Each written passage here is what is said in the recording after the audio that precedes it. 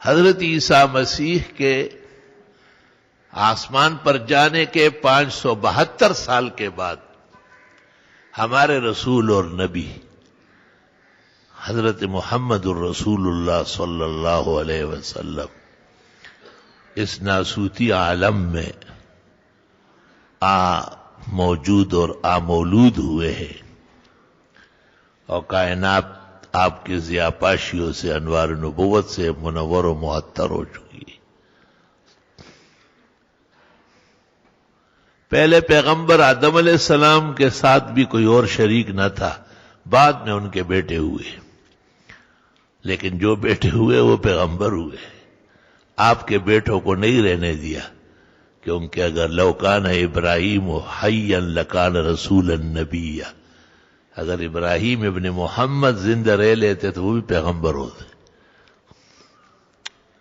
تو اللہ نے کہا ما کان محمد ابا احد من رجالکم، حضرت محمد صلی اللہ علیہ وسلم تم میں سے کسی مرد کے باپ نہیں ہے تو عورتوں کے باپ ہے، فاطمہ کے، زینب کے، ام کلثوم کے، رقیہ کے،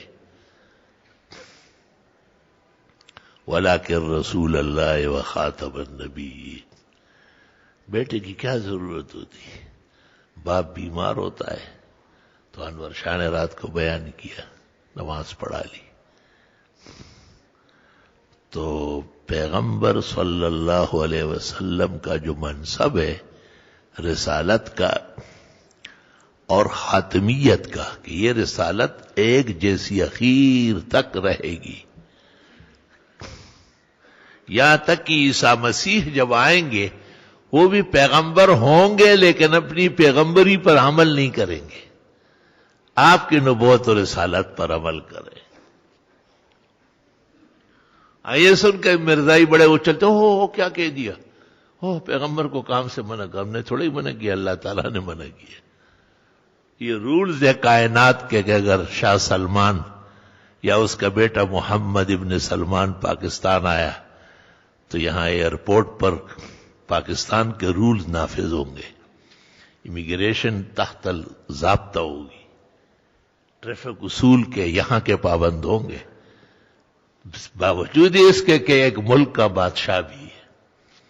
اسی طرح عیسیٰ مسیح کی نبوت اور رسالت بھی برحق ہے، اور نزول من السماء الی الارض کے وقت آپ امام مہدی کے معاون اور مددگار اور سرپرست اعلیٰ ہوں گے، اور امام مہدی کے پیچھے آپ تکبیر پڑھیں گے، فجر کی نماز میں اشہد ان محمد رسول اللہ پڑھ کر زار و قطار روئیں گے۔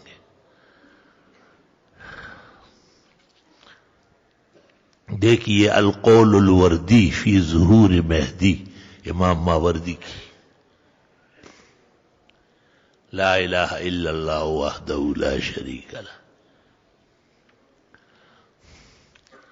ہمارے رسول صلی اللہ علیہ وسلم کے ساتھ نبوت میں کوئی شریک نہیں ہے، آپ ہی رسول اور نبی ہے، عرب کے و عجم کے، ارض کے اور سما کے، فرش کے اور عرش کے۔ معراج پر لے جانے کا مقصد یہی تھا، اور بیت المقدس میں تمام انبیاء آپ کے پیچھے کھڑے ہوئے نماز پڑھوانی تھی، امام الانبیاء بنانا تھا۔